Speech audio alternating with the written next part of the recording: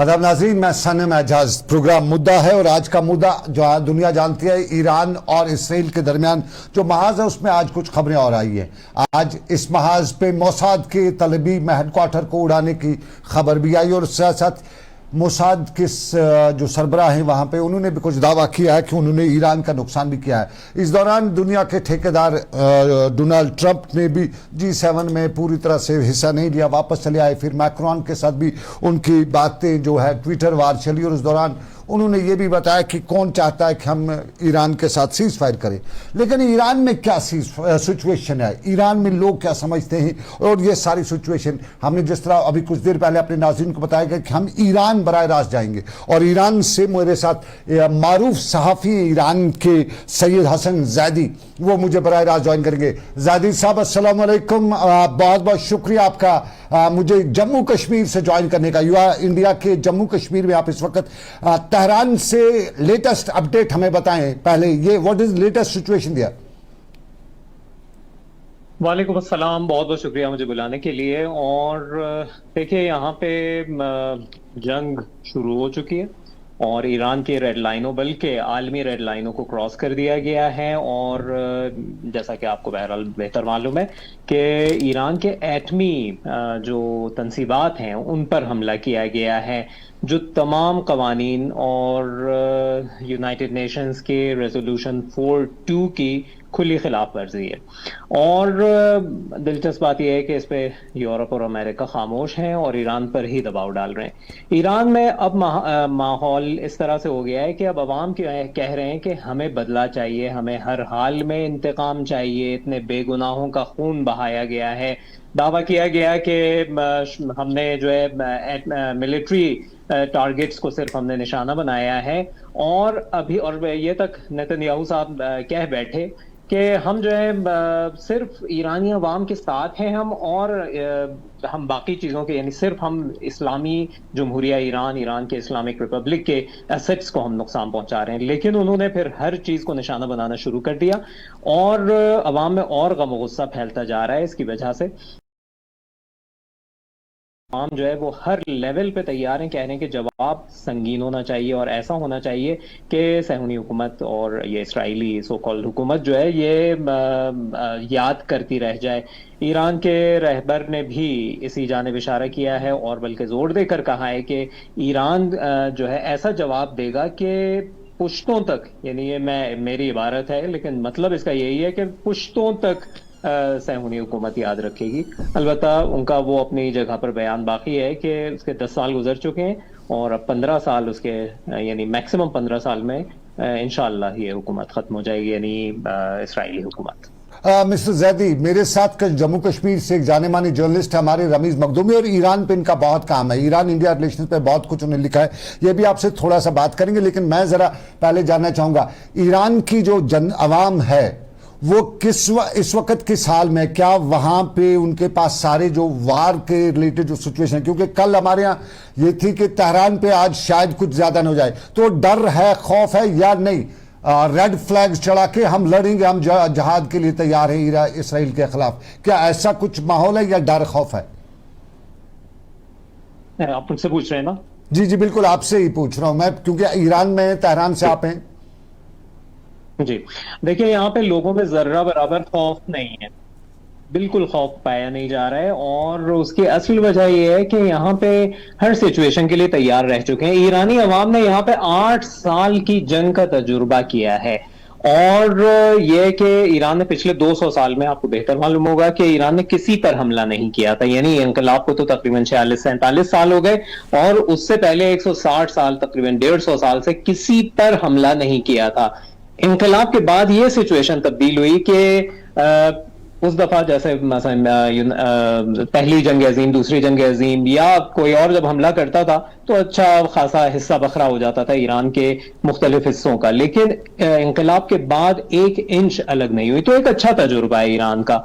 मालूम है कि अगर कोई यहाँ पे दरअंदाजी करेगा, कोई जारहियत करेगा, तो उसको ईरान की मुसल्लह अफवाज दो टूक जवाब देंगी, और जैसा कि इस दफा दिया है, और ईरानी अवाम को इस पर पूरा भरोसा है।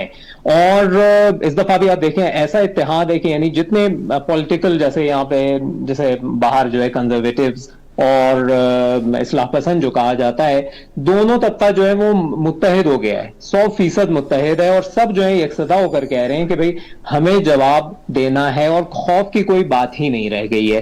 اور یہ کہ حتی تہران میں بھی، حالانکہ بہرحال ہوتا ہے رات کو، ابھی کل رات کو ہی کافی جارحیت کی تھی صہیونی حکومت نے، اور اس کا نتیجہ کافی دھڑا پڑی ہو رہی تھی یہاں پر، لیکن اس کے باوجود ذرہ برابر خوف نہیں تھا۔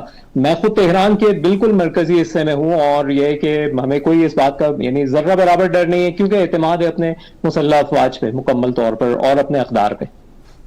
اس وقت سب دنیا کی نظریں رمیز مخدومی جو ہمارے جرنلسٹ ہیں، صحافی ہیں جموں کشمیر سے، یہ رمیز میں آج آپ کو بالکل جگہ نہیں دوں گا، آج آپ سوال ہی پوچھ لیجیے، کیا جاننا چاہتے ہیں آپ تہران کے ایران کا جو اس وقت سچویشن چل رہی ہے اس کے بارے میں؟ آپ سید حسن مہدی جو ہیں، یہ ہمارے زیدی ہیں، معاف کیجیے گا، یہ وہاں سے جرنلسٹ ہیں اور جانے مانے وہاں کے معروف صحافی، سے کچھ سوال آپ جاننا چاہیں گے سچویشن کے ریلیٹڈ، کیونکہ جموں کشمیر میں جو عوام ہے بہت زیادہ اس وقت، یا کیونکہ مسلم امہ پوری اس وقت ایران کے بارے میں سمجھنا اور سننا چاہتی ہے۔ جی السلام علیکم سنم اعجاز صاحب اور زیدی صاحب، میرا سلام پہنچے آپ کو۔ میں نے خود ایران کے انقلاب کے حوالے سے بہت کچھ لکھا ہے اور ایران کے انقلاب کا مطالعہ کیا۔ ایران 2016 میں لگ بھگ ایک مہینہ ماہ رمضان کا مہینہ بتا کے آیا 2016 میں ایران، تو بہت اچھا لگا کہ انقلاب ایران میں کتنا مضبوط ہے اور انقلابی سوچ لے۔ لیکن ایز اے جرنلسٹ میرا یہ سوال رہے گا آپ سے کہ یہ جو ٹاپ لیول جنرلز کو اسرائیل نے ٹارگٹ کیا ہے اور لوکل موساد ایجنٹس پائے گئے ہیں، کیا یہ ریلیٹڈ ہے جو سینکشن ایران کو کافی اکنامک کرائسس جھیلنے پڑے، یہ اس کے ساتھ لنک ہے؟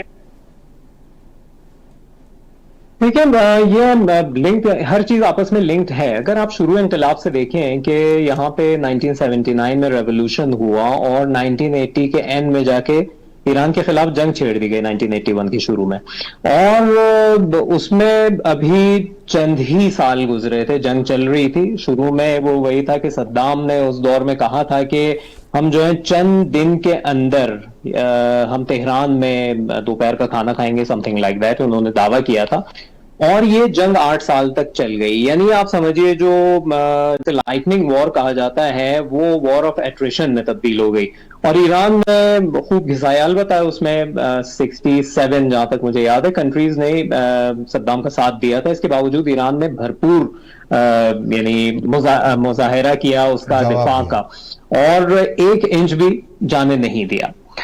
اب آپ دیکھیے کہ اسی دور میں وہاں پہ یہ چیز دیکھی گئی کہ 3 مہینے کے اندر معاف کیجیے گا، یہ ہے 1982 کی بات، پریزیڈنٹ، پرائم منسٹر اور اس کے 1 مہینے کے بعد چیف جسٹس اور بہت بڑے پارلیمنٹیرینز بم دھماکوں میں ختم۔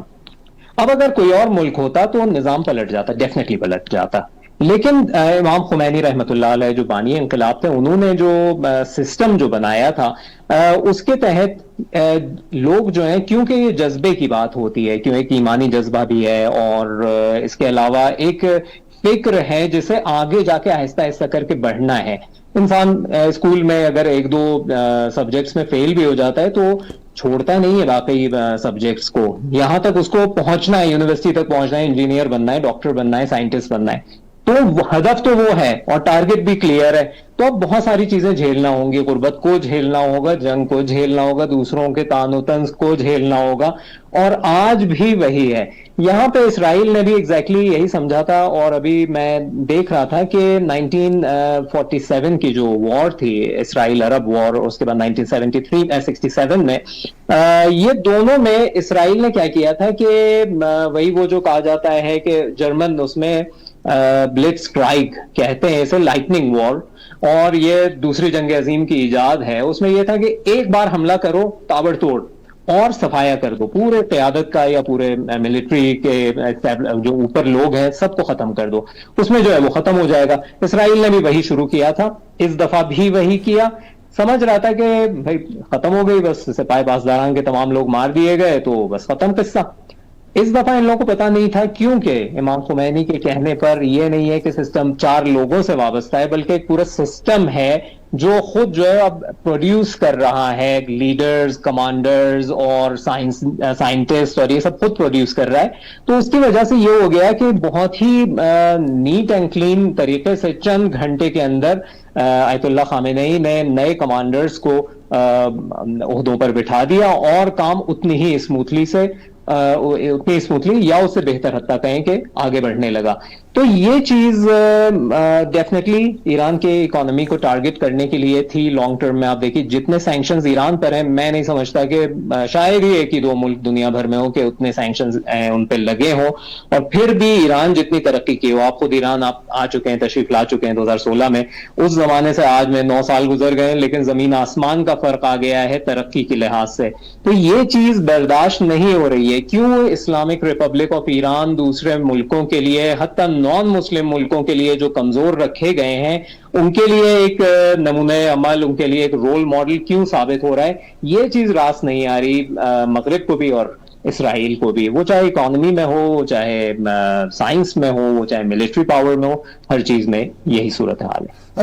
میں ایک سوال جو ہے میرے ذہن میں, اور جو یہاں کا ہمارا بہت سے لوگ اس پہ ڈسکس کریں, بہت سے لوگ کہتے ہیں کہ ایران پہ سینکشنز پچھلے 40-50 سالوں سے ہیں, اور اس کے باوجود اس طرح سے وہ جو ریٹائلیٹ کر رہا ہے, جس طرح سے اس نے تگڑا جواب اسرائیل کو دیا ہے, یہ اس کی اپنی طاقت نہیں ہے. کہیں نہ کہیں بہت سے لوگ یہ بتا رہے ہیں چائنا کی ٹیکنالوجی یوز ہو رہی ہے, چائنا سپورٹ کر رہا ہے ایران کو اس جنگ میں, ڈائریکٹلی نہیں تو انڈائریکٹلی. کیا چائنا میں اس طرح کی کوئی بات ہے, اس طرح کے چائنا ایران ریلیشنز ہیں کہ وہ اس جنگ میں اتر چکا ہے؟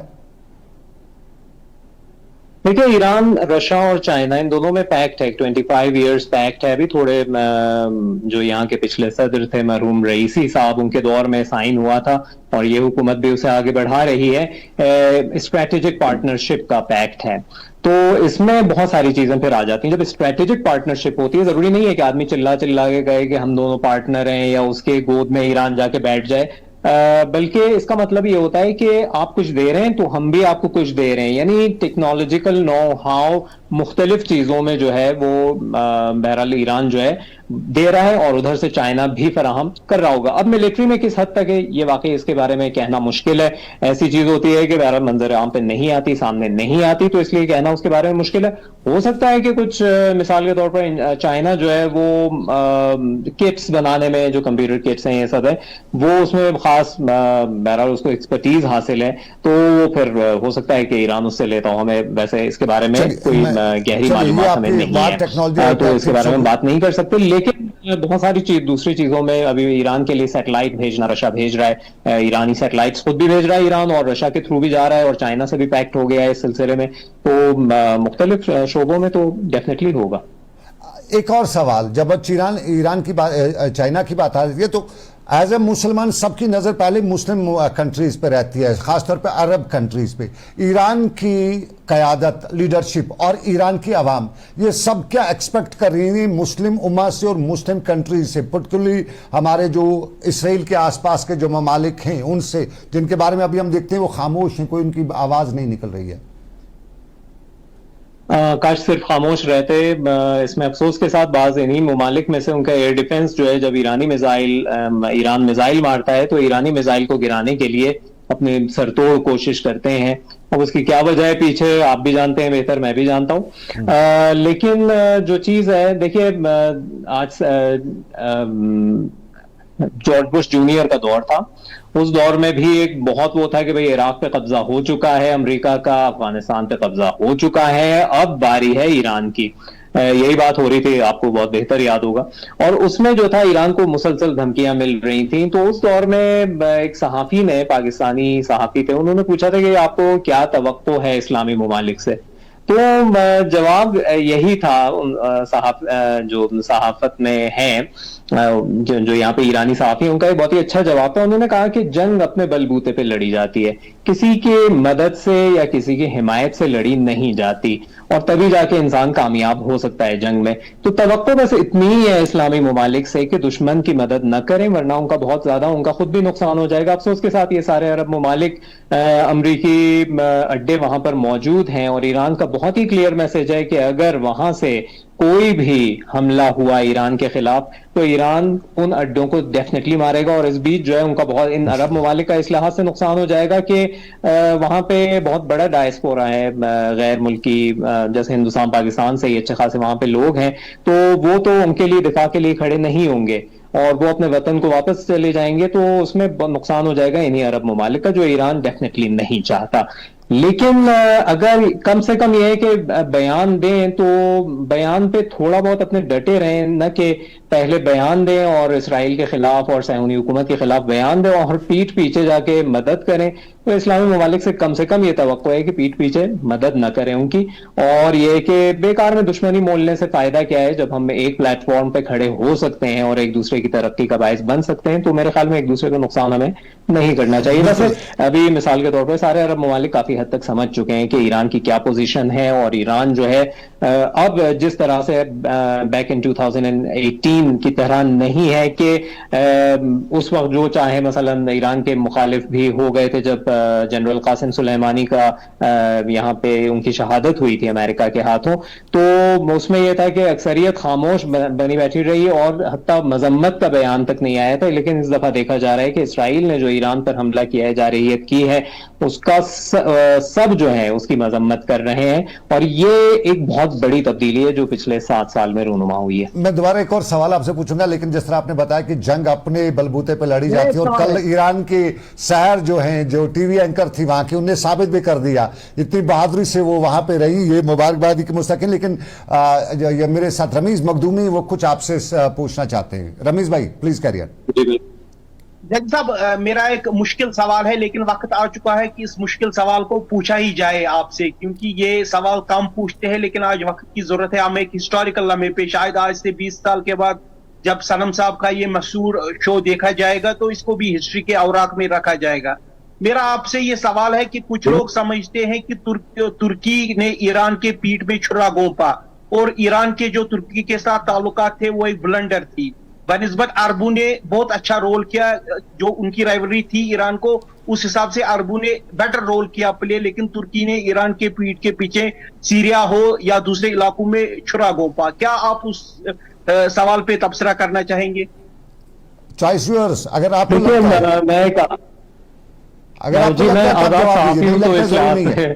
کوئی مجھے پریشانی نہیں ہے ان سوالات کا جواب دینے میں. دیکھیے, ترکی کا کردار اگر دیکھا جائے تو بہت شفاف نہیں رہا ہے. یعنی آنیسٹلی اگر دیکھا جائے کہ ایک طرف ان لوگوں نے اعلان کیا کہ وہاں کے صدر اردوغان نے اعلان کیا کہ بھئی ہم جو ہے ملک ہیں, دعویٰ کیا انہوں نے کہ ہم نے اسرائیل کے ساتھ تعلقات مکمل طور پر کاٹ دیے ہیں آن پیپر, یس. لیکن جب وہاں پہ جو مختلف برآمدات ہیں ترکی کی, چاہے وہ تیل وہاں سے آذربائیجان کا گزرتا ہوا جا رہا ہے, چاہے وہ دوسرے پروڈکٹس ہیں جو فنش پروڈکٹس ہیں, اور پرزے جو مختلف بنتے ہیں, وہ دیکھا گیا کہ فلسطین کے نام پر اتر رہے ہیں حیفا پورٹ پر.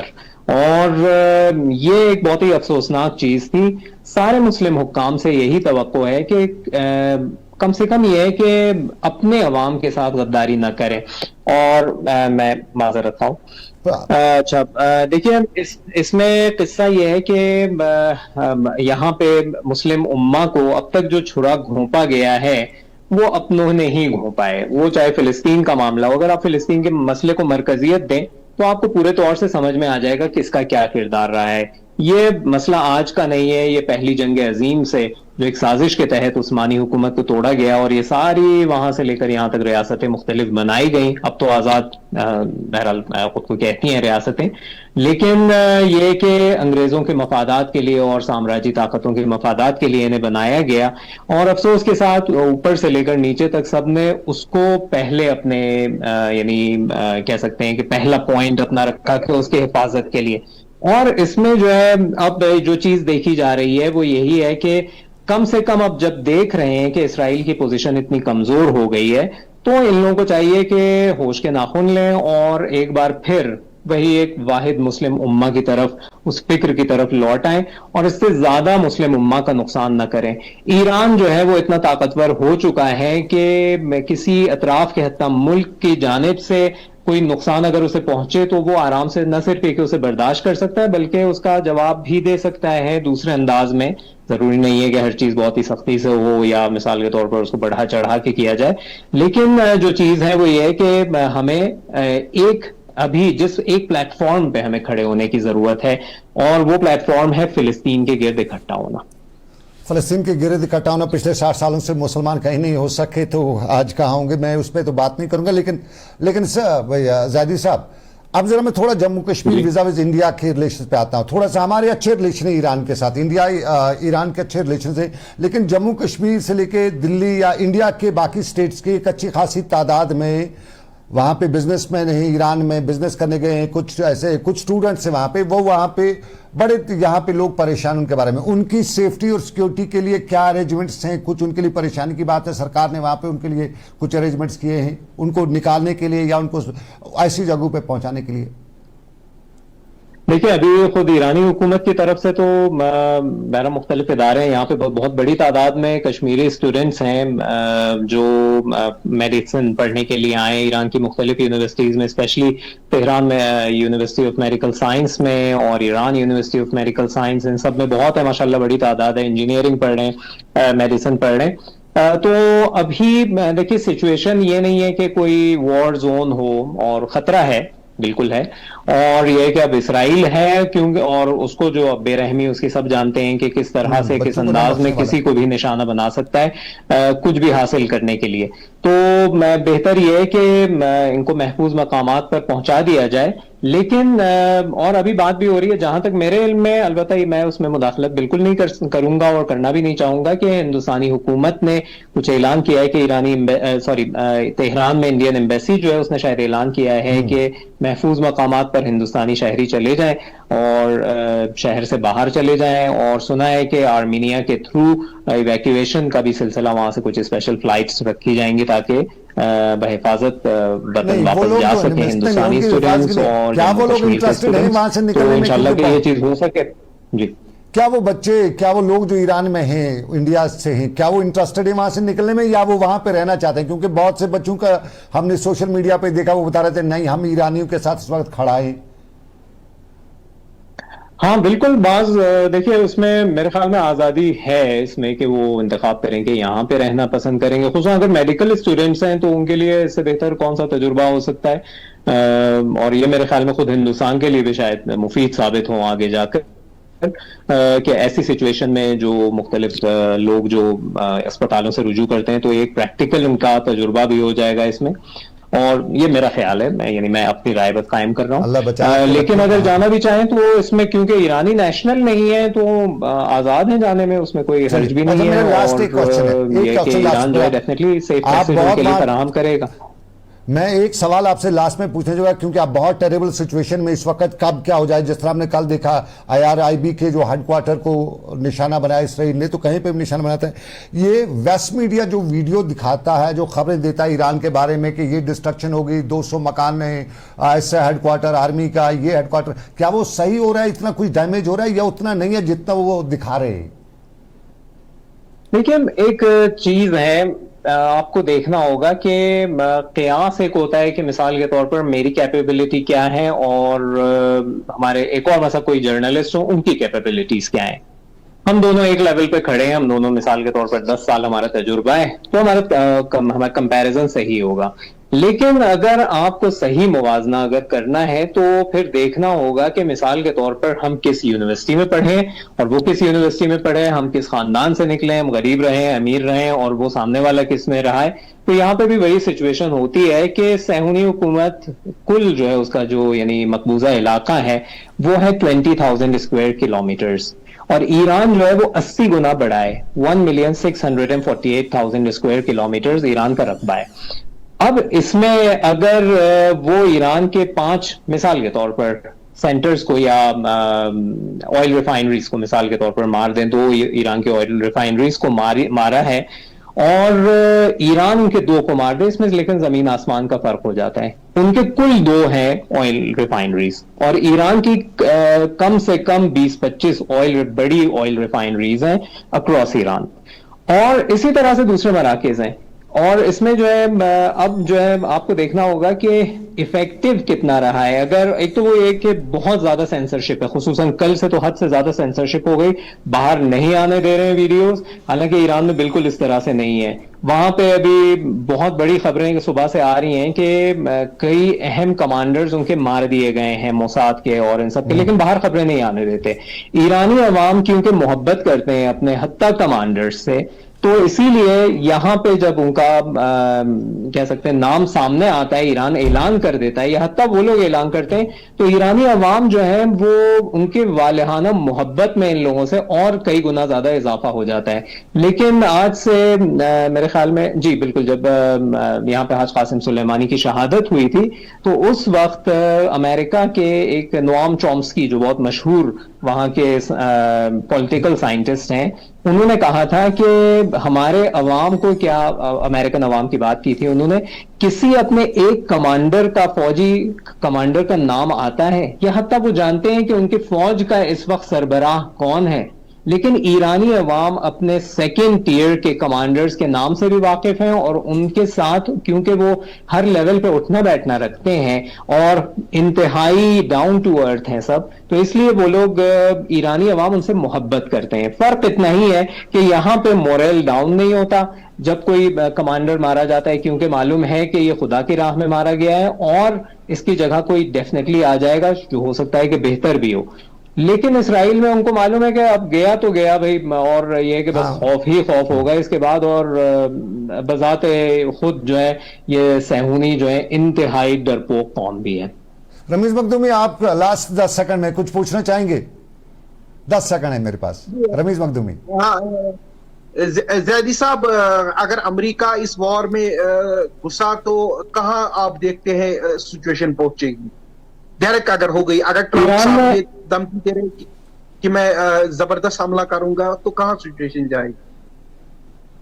دیکھیے ٹرمپ صاحب کا تو کوئی بھروسہ ہے ہی نہیں. وہ صبح رات کل انہوں نے کہا تھا کہ تہران کو ایویکیویٹ کریں اور آج جو ہے وہ اپنی بات سے پھر گئے. ہر مرحلے میں انہوں نے یہی کہا ہے. ایک جھوٹا انسان ہے نتنیاہو کی طرح, اسی لیے پٹ بھی رہی ہے بہت ان دونوں کی.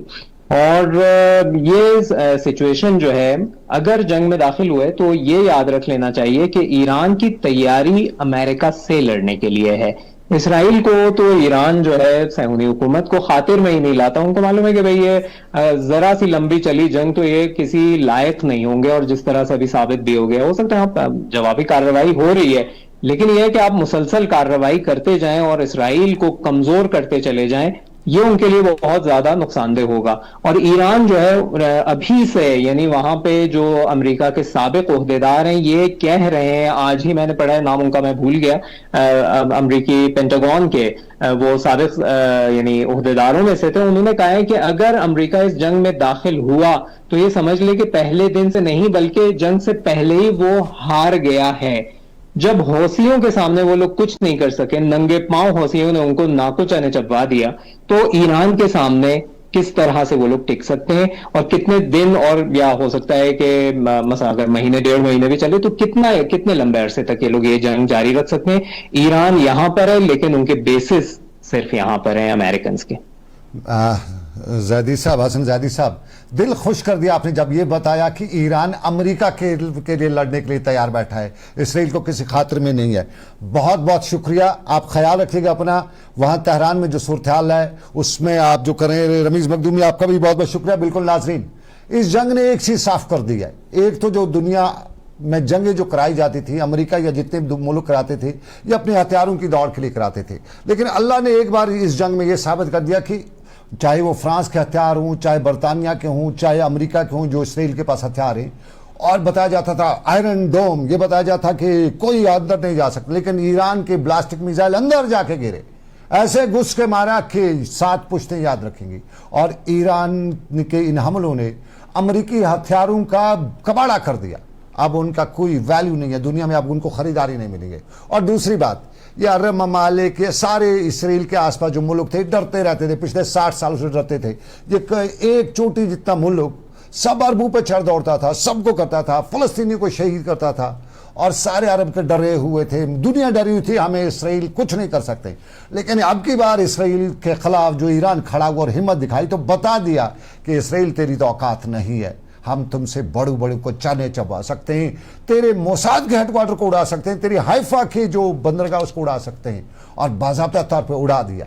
अब साफ जाहिर है नुकसान होगा, लेकिन उस नुकसान के बदले वो दबदबा था जो मैं जंगी पहलवान है, वो अमेरिका का भी, ये बेइज्जती अमेरिका की है, क्योंकि डायरेक्टली इनडायरेक्टली इसमें अमेरिका है, सब हथियार अमेरिका का, सब कुछ अमेरिका का। आगे वो ट्रिगर दबाने वाला या बटन दबाने वाला इसराइली रखा होगा, यूजुअली वो भी मुझे शक है, वहां पे भी अमेरिकी बैठा होगा।